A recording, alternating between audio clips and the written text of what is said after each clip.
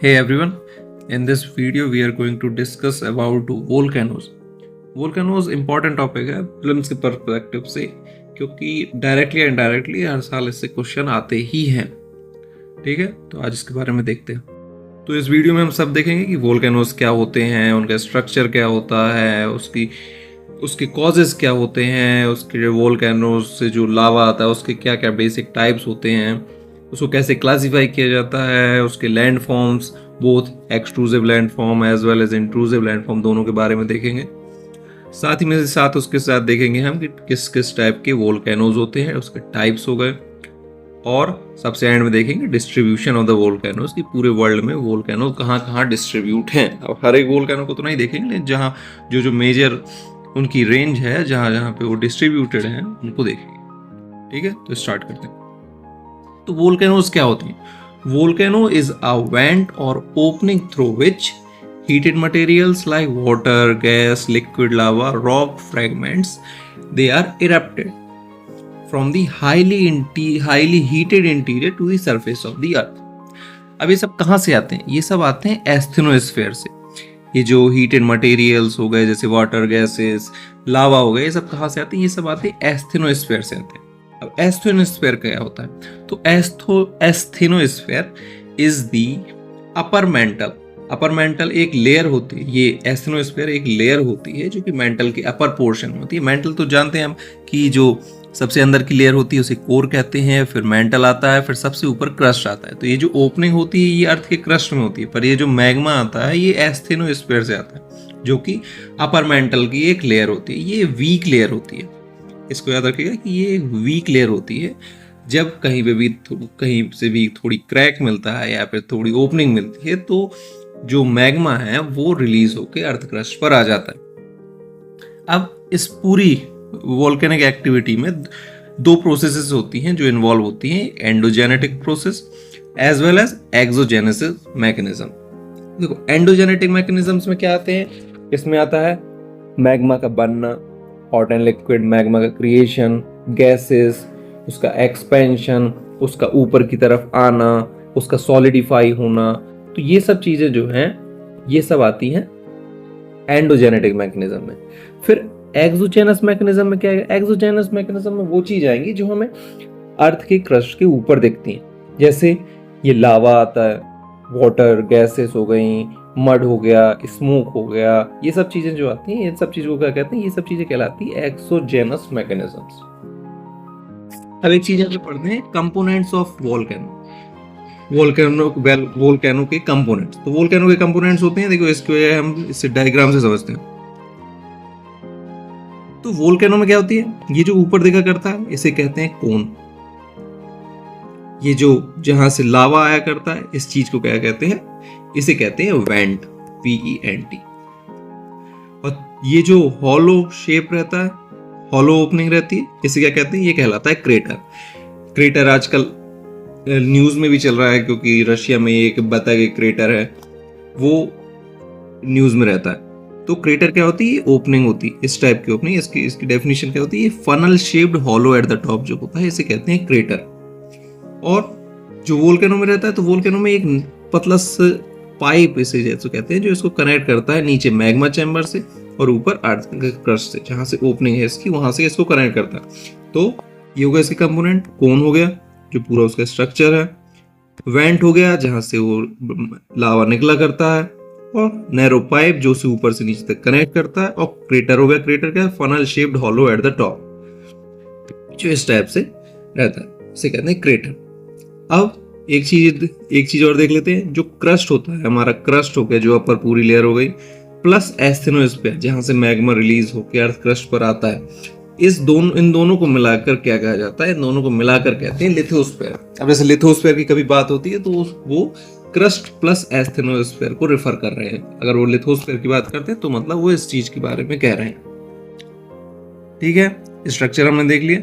अब कॉजेज देखते हैं, कॉजेज ऑफ वोल्केनिक एक्टिविटी। इसकी कॉज नहीं देख रहे कि लावा कैसे बनता है, ये सब चीजें। पूरी जो वोल्केनिक एक्टिविटी रहती है, सॉरी इसमें स्पेलिंग मिस्टेक है, वोल्केनिक लिखा है यहाँ पे एल, वोल्केनिक एक्टिविटी। सो वोल्केनिक एक्टिविटी के कॉज क्या रहते हैं? पूरा देखें कि लावा कैसे बनता है, ऊपर निकलता है, इन सब के जो बेसिक कॉज होते हैं वो होता है, एक तो पहला होता है कि increase in temperature with depth. जैसे जैसे हम अर्थ से सरफेस से नीचे जाते जाते हैं वैसे वैसे टेम्परेचर इंक्रीज होता जाता है। ऐसा कंसिडर किया जाता है कि 1 degree Celsius for every 32 metre 1 degree Celsius temperature increase होता है। एक कॉज ये हो गया। दूसरा, magma is found by the reduction in the pressure of overlying material. अब देखो, एस्थेनोस्फीयर जो होता है, जो हमने ये पढ़ा, एस्थेनोस्फीयर जो होता है ये सॉलिड होता है, प्रीडोमिनेंटली सॉलिड होता है। पर जब कभी भी अर्थ क्रस्ट में कहीं पे भी क्रैक मिलता है या कहीं भी ओपनिंग मिलती है तो इसकी वजह से, ओपनिंग की वजह से क्या हो जाता है, प्रेशर रिड्यूस हो जाता है। क्या रिड्यूस हो जाता है? ओवरलाइंग प्रेशर है वो घट जाता है। जब वो घट जाता है तो जो सॉलिडिफाइड लावा है, जो सॉलिडिफाइड पोर्शन है एस्थेनोस्फीयर का, वो लिक्विड में कन्वर्ट हो जाता है। तो वो क्या बन जाता है? वो बन जाता है मैग्मा। अब देखो, मैग्मा और लावा में डिफरेंस क्या होता है? जब अर्थ के क्रस्ट के नीचे रहता है तो उसे मैग्मा कहते हैं, और जब वो सरफेस पे आ जाता है तो उसे लावा कहते हैं। तो जो बहता हुआ दिखता है, जैसे इस वाले डायग्राम में ये जो बहता हुआ दिख रहा है, ये सब क्या है? ये सब लावा। और जब यही चीज अगर अर्थ क्रस्ट के नीचे होगी तो इसे क्या कहेंगे? हम इसे मैग्मा कहेंगे। तो एक कॉज क्या होगा? Increase in temperature with depth. दूसरा हो गया मैग्मा का फॉर्मेशन। तीसरा क्या होगा? Underground heating of water. अब जब वाटर, जो ग्राउंड वाटर है, वो हीट होता है तो क्या बनाता है? वो गैसेस बनाता है, वाटर वेपर्स बनाता है, जो जब वोल्केनिक इरप्शन होता है तो वो भी उनके साथ निकलते हैं। अब ये देखो, vast volume of gases forces the went of magma. जब गैसेस और ज्यादा बढ़ जाती हैं तो गैसेस क्या करती हैं? उसको मैग्मा को निकलने में और ज्यादा हेल्प करती हैं, या फिर ऐसा कर सकते हैं कि ये दे फोर्सेस द मैग्मा। तो ये चार कॉज हो गई। एक, increase in the temperature with depth. दूसरा हो गया magma is found by the reduction of the overlying pressure, underground heating of water, और साथ ही साथ ये जो गैसेस बन जाती है ये हेल्प करती है मैग्मा को बाहर आने में। अंडरग्राउंड को मैग्मा कहते हैं, और जो सरफेस में आ जाता है जब तो इसे क्या कहते हैं? लावा कहते हैं। अब लावा जो होता है ये दो टाइप का होता है, बेसिक लावा और एसिड लावा। बेसिक लावा और एसिडिक लावा। अब देखो, इन दोनों में मेन डिफरेंस जो होता है वो होता है लिक्विडिटी का या फिर फ्लूइडिटी का, कि कितना ज्यादा कौन फ्लूइड रहता है और कितना कम फ्लूइड रहता है। बेसिक लावा का अगर देखा जाए तो बेसिक लावा जो होते हैं they are the hottest as well as they are the highly fluid. तो आपको ये याद रखना है कि बेसिक लावा जो होते हैं वो हॉट होते हैं सबसे ज्यादा, और they are the highly fluid lava. और एसिडिक लावा जो होते हैं they are high viscous with high melting point. ये हाई मेल्टिंग पॉइंट की जरूरत नहीं, बस इतना याद रख लो कि बेसिक लावा जो होते हैं हाईली फ्लूइड होते हैं, और एसिडिक लावा जो होते हैं वो लेस फ्लूइड होते हैं। अब हाईली फ्लूइड होंगे तो इसका मतलब क्या है? हाईली फ्लूइड होंगे तो जब वो वोल्केनो से निकलेंगे, वो वेंट से निकलेंगे, तो वो उनकी फ्लूइडिटी ज्यादा होगी तो वो फ्लो करके बहुत दूर तक बह जाएगा। वो लावा फ्लो होकर बहुत दूर तक बह जाएगा और फिर उसके बाद सॉलिडिफाई होगा। पर जो एसिडिक लावा होते हैं ये लेस फ्लूइड रहते हैं, जिसकी वजह से जब ये वोल्केनिक वेंट से निकलेंगे तो कोन में ही सेट हो जाते हैं, कोन में ही सॉलिडिफाई हो जाते हैं।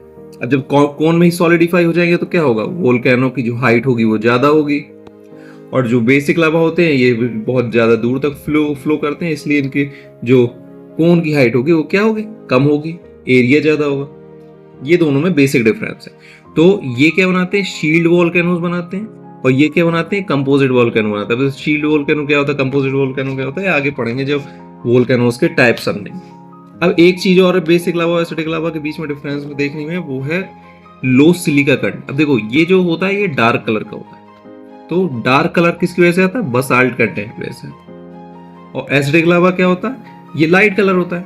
क्यों? क्योंकि इसमें सिलिका कंटेंट ज्यादा होता है। ये डार्क रहता है क्योंकि इसमें बसाल्ट कंटेंट रहता है और सिलिका कम रहता है। ये लाइट कलर का रहता है क्योंकि इसमें सिलिका ज्यादा रहता है, बसाल्ट कम रहता है। तो डिफरेंस एक बार और देख लेते हैं। तो बेसिक लावा क्या होता है? It is highly fluid. Acidic lava क्या होता है? लेस फ्लूइड होता है। इसमें बसाल्ट कंटेंट ज्यादा होता है, इसमें सिलिका कंटेंट ज्यादा होता है। ये डार्क कलर का होता है, ये लाइट कलर का होता है। ये शील्ड वोल्केनोस बनाता है, ये कंपोजिट वोल्केनोस बनाता है। अब एक और टर्म यहाँ पे आता है, वो जब वोल्केनोस के बारे में पढ़ते हैं तो एक और टर्म आता है पायरोक्लास्ट। तो पायरोक्लास्ट होता है they are the volcanic fragments that hurled through air by volcanic activity. जो वोल्केनो फटता है, जब वोल्केनो इरप्ट होता है तो इस टाइप से ये जो चीजें निकलती हैं। अब लावा बस थोड़ी निकलता, लावा के साथ साथ भी बहुत सारी चीजें निकलती हैं, तो ये जो पूरा रहता है वोल्केनिक फ्रेगमेंट, जो भी चीजें निकलती हैं इसे कहते हैं पायरोक्लास्ट। ठीक है, क्लियर है?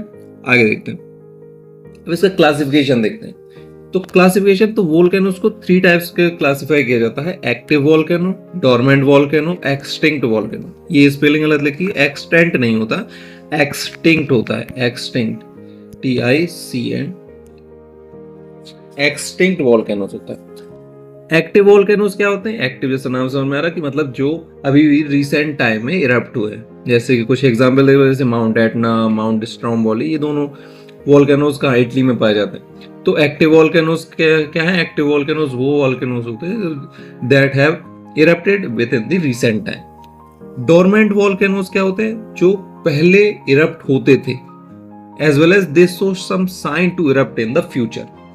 तो एक्टिव क्या है? जो अभी भी इरप्ट हो रहे हैं या फिर with in recent time erupt हुए हैं। डोरमेंट वो हैं जो बहुत पहले इरप्ट होते थे और वो अभी भी साइन दिखाते हैं कि फ्यूचर में इरप्ट हो सकते हैं।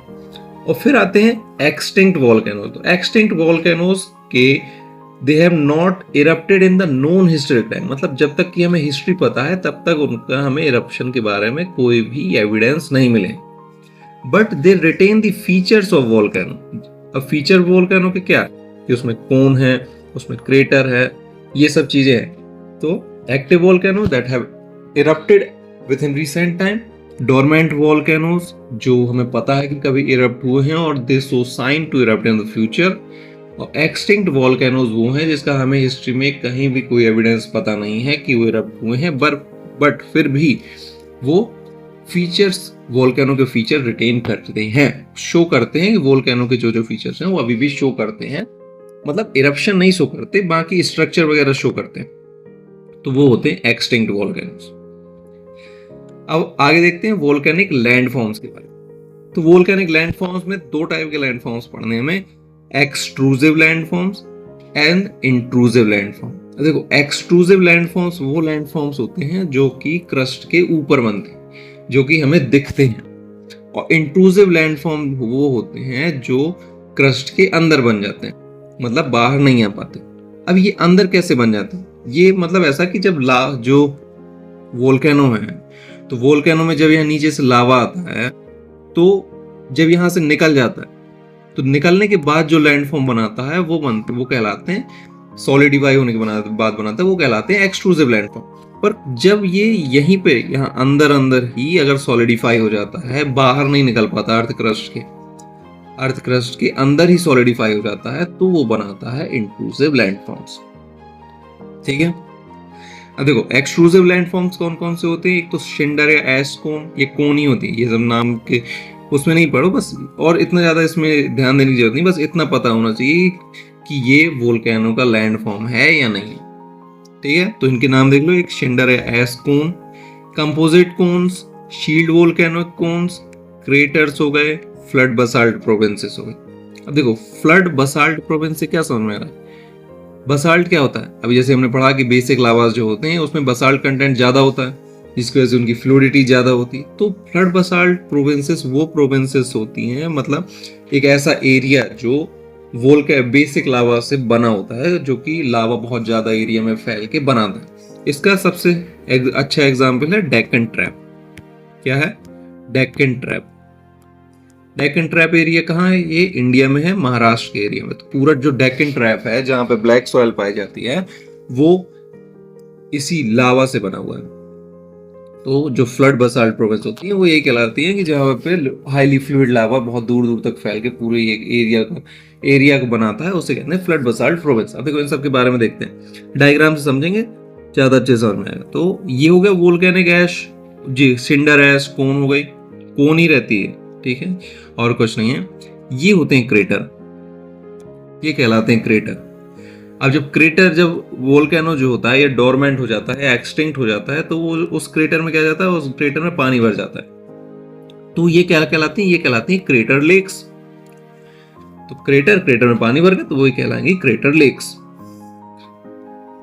और तो ऐश कोन हो गया, क्रेटर्स हो गया, फ्लड बसाल्ट प्रोसेस बता दी। अब देखो ये दोनों देखते हैं, कंपोजिट कोन और शील्ड वोल्केनोज। इसमें क्या है, वोल्केनोज के टाइप ही समझ लेते हैं। तो वोल्केनोज क्या होते हैं, 4 टाइप्स के होते हैं। शील्ड वोल्केनोज, शील्ड वोल्केनोज क्या होते हैं, ये बहुत ज्यादा ब्रॉड होते हैं। ब्रॉड क्यों होते हैं, क्योंकि इनसे जो निकलता है वो बेसिक लावा निकलता है, हाईली फ्लूइड होता है, वो दूर तक फैल जाता है बिफोर इट सॉलिडिफाइज। तो शील्ड वोल्केनोज क्या होते हैं, ब्रॉड होते हैं। कंपोजिट वोल्केनोज क्या होते हैं, दे आर स्टीप होते हैं। सबसे ऊंचे जो वोल्केनोज अर्थ में पाए जाते हैं वो कंपोजिट वोल्केनोज ही होते हैं। अब कंपोजिट वोल्केनोज हाइट उनकी ज्यादा क्यों रहती है, हाईएस्ट क्यों है, क्योंकि इनसे जो लावा निकलता है वो निकलता है एसिडिक लावा। एसिडिक लावा जो रहता है लेस फ्लूइड रहता है, जिसकी वजह से ये कोन में ही सॉलिडिफाई होता जाता है, जिसकी वजह से इसकी हाइट बढ़ती जाती है। कभी कभार तो ऐसा होता है कि जब वोल्केनो से लावा निकल रहा होता है तो बीच रास्ते में ही सॉलिडिफाई हो जाता है और ओपनिंग को बंद कर देता है, जिसकी वजह से यहाँ पे एक ह्यूज एक्सप्लोजन भी होता है, जिसकी वजह से कभी कभार क्रेटर जो होता है और ज्यादा चौड़ा हो जाता है।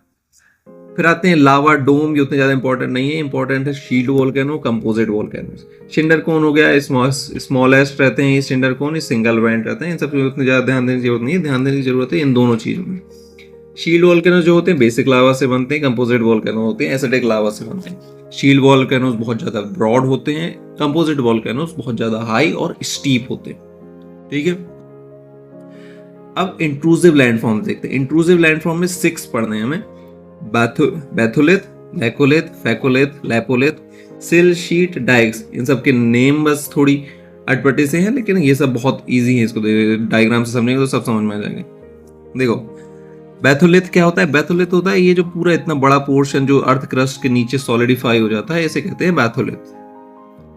ठीक है, फिर आते हैं लैकोलिथ पे। तो लैकोलिथ होता है इस टाइप से, स्मॉल डोम शेप का जो होता है, ये डोम शेप का जो स्ट्रक्चर सॉलिडिफाई हो गया, एक डोम शेप का स्ट्रक्चर बना लेता है, इसे कहते हैं लैकोलिथ। लैकोलिथ हो गया।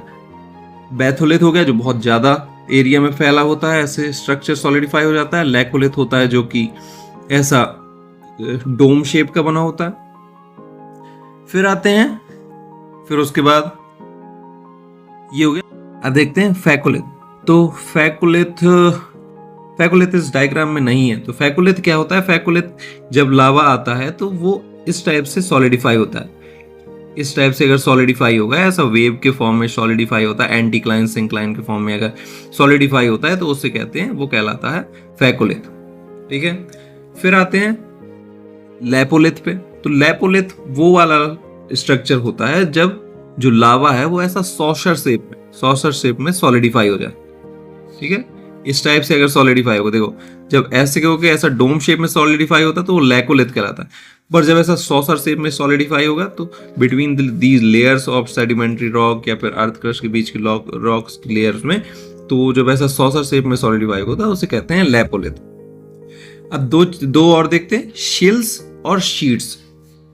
तो शिल्स और शीट भी ऐसी रहती है कि जो पतली पतली ऐसी स्ट्रक्चर ऐसा सॉलिडिफाई हो जाता है, ऐसे कहते हैं शिल्स एंड सीड्स। अभी शिल्स और सीड्स में डिफरेंस क्या है कि जो सीड्स होती हैं वो थिन होती हैं और जो शिल्स होते हैं वो थोड़ी थिक होती हैं। तो थिनर वंस को क्या कहते हैं, शीट्स कहते हैं, while the thick horizontal deposits are called shills.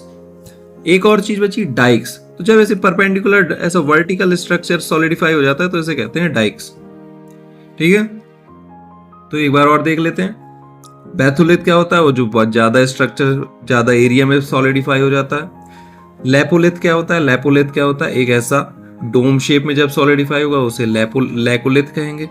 Phacolith क्या होता है, जब वो एंटीक्लाइन सिंक्लाइन फॉर्म में सॉलिडिफाई हो जाएगा। और लैपोलिथ सॉसर शेप में सॉलिडिफाई होते हैं जब। सेल्स और सीड्स जब ऐसे शीट की फॉर्म में इस टाइप से सॉलिडिफाई होगा, हॉरिजॉन्टल शीट क्या होती हैं, थिन होती हैं, सेल्स थिक होते हैं। डाइक्स क्या होता है, जब वर्टिकल सॉलिडिफाई हो जाएगा मैग्मा तो उसे क्या कहते हैं, डाइक कहते हैं। ठीक है, तो वोल्केनिक लैंडफॉर्म्स हो गए हमारे। अब आखिरी टॉपिक देखते हैं, distribution of volcanoes in the world. ठीक है, तो ये केवल नहीं कहेंगे, they are not only places where volcanoes are found, but these are the major places where volcanoes are found. पहला क्या होता है, सर्कमपैसिफिक बेल्ट, जिसको हम क्या कहते हैं, रिंग ऑफ, जिसको हम रिंग ऑफ फायर भी कहते हैं, ठीक है, जिसको हम रिंग ऑफ फायर भी कहते हैं। फिर दूसरा आता है mid continental belt. Mid continental belt कहाँ से आता है? मेडिटेरेनियन सी से होता हुआ इस टाइप से, जो मिड हिमालयास वगैरह ये सब आते हैं, मिड कॉन्टिनेंटल बेल्ट में आते हैं। पर एक चीज याद रखने की जरूरत है कि इस मिड कॉन्टिनेंटल बेल्ट में हिमालयास हो गए और एल्प्स हो गए, इन दोनों में वोल्केनोज नहीं पाए जाते। और तीसरा आता है मिड अटलांटिक बेल्ट, जो कि स्प्रेडिंग साइड है, अटलांटिक ओशियन के बिल्कुल मिडिल से जाती है, वहां से डाइवर्जिंग प्लेट्स है वहां पे, तो वो वाले एरिया में क्या कहलाते हैं? वो मिड अटलांटिक बेल्ट रहती है, वहां पे मेजर वोल्केनोज पाए जाते हैं। इसको डायग्राम से देख लेते हैं। तो ये वाला जो एरिया है पूरा पैसिफिक एशियन के चारों तरफ रहता है, इसे कहते हैं पैसिफिक ओशियन के जो रहता है सरकम पैसिफिक बेल्ट, या फिर इसी को यही क्या कहलाता है? यही कहलाता है हमारा रिंग ऑफ फायर। ये वाला टर्म याद रखना, रिंग ऑफ फायर, क्योंकि ये ज्यादातर यूज होता है रिंग ऑफ। एक क्वेश्चन भी आया था कि रिंग ऑफ फायर किस चीज से रिलेटेड है, तो ये किस चीज से रिलेटेड है? पैसिफिक ओशियन से रिलेटेड है। अब ये स्टार्ट कहाँ से होता है? यहाँ पे माउंट एरेबस है, यहाँ से एंडीज, ये साउथ अमेरिका से एंडीज होता हुआ ऐसा रॉकीज माउंटेन पूरा अलास्का से ऐसा कामचटका सखालिन पेनिनसुला यहाँ से होता हुआ आता है। तो ये है सरकम पैसिफिक बेल्ट। फिर आते हैं मिड कॉन्टिनेंटल बेल्ट में। तो मिड कॉन्टिनेंटल बेल्ट में जो मेजर वोल्केनोज हैं वो यहाँ पाए जाते हैं। इटली है जहाँ पे माउंट एटना, माउंट स्ट्रोम्बोली ये सब पाए जाते हैं, तो मिड कॉन्टिनेंटल बेल्ट ये है। और फिर आते हैं ये एटलांटिक, मिड एटलांटिक बेल्ट, तो एटलांटिक ओशियन के बिल्कुल बीच में चलता है। इसी में यहाँ पे आइसलैंड पाया जाता है, आइसलैंड जो कि एक्टिव वोल्केनो है, तो ये है मिड एटलांटिक बेल्ट। अब देख लेते हैं कुछ इंपॉर्टेंट वोल्केनोज, देख लेते हैं major active volcanoes around the world. एक तो हो गया Barren Island, this is the only active volcano in India. फिर आते हैं Mount Vesuvius, Mount Etna, Mount Stromboli, ये सब तीनों इटली में ही पाए जाते हैं। एक ये हो गया आइसलैंड का। फिर हवाई में है माउना क्लियो। तो ये कुछ इंपॉर्टेंट वोल्केनोज हैं, इसके डायग्राम को रेफर करना चाहते तो कर सकते हैं, बस इसमें सब नहीं है, तो उन्हीं को आई वुड सजेस्ट कि उन्हीं को रेफर करें जो कि करंट अफेयर्स में आते हैं, क्योंकि इरप्ट होते रहते हैं एक आध, जैसे माउंट क्रिकाटुआ है इंडोनेशिया का, अभी रिसेंटली इरप्ट हुआ था, तो ये सब चीज़ें करंट अफेयर से अपडेट करते हैं। Okay, so this was it from my side. I hope आपको ये वाला टॉपिक अच्छी समझ में आया होगा, और इसमें अगर कोई भी डाउट हो तो उसको मुझे कमेंट सेक्शन में बताएं। और इसकी जो पीपीटी है वो टेलीग्राम चैनल पे आपको मिल जाएगी, टेलीग्राम चैनल की लिंक वीडियो जो चैनल के डिस्क्रिप्शन में उसमें है। Okay, thank you.